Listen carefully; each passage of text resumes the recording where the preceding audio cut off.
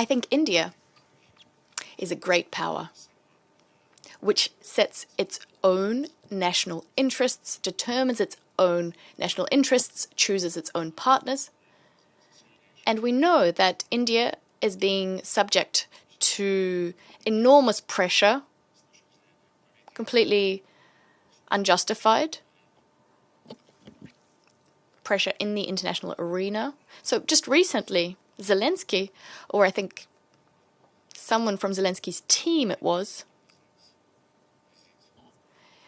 talked about Narendra Modi's trip to Russia, and he called that trip a stabbing in the back of all peace efforts.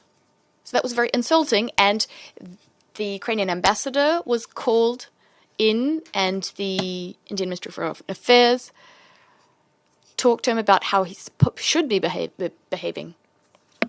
So the ambassadors were really behaving as if they were hooligans. There was an ambassador to Germany, and he was outraged, consistently outraged that Olaf Scholz is not giving him enough money, enough weapons. And in an interview, he publicly called the Chancellor of Germany liver sausage. This is a quote. You can find it online. The ambassador of Ukraine to Kazakhstan publicly said in an interview, "We'll do everything we can to kill as many Russians as possible so that our children have less work to do. We'll see this job through to the end." So I think India is doing everything right, and my colleagues, Brahmani and Jaishankar,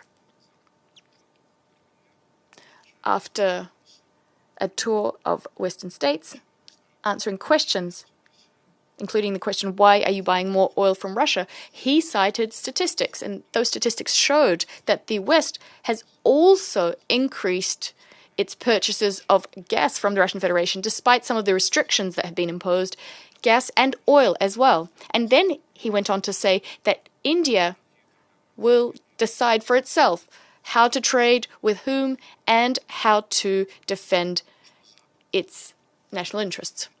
But the fact that the West is exhibiting its displeasure to powers like China, like India, well, it shows their lack of erudition,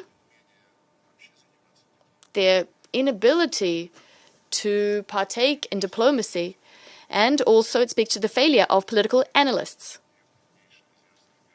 Because speaking this way to these great Asian powers, I mean, you might dream of that, but it's really beneath them. It's really beneath them behaving this way vis-a-vis any and all countries, but in particular when they're speaking in this way to these two giants, these two great powers.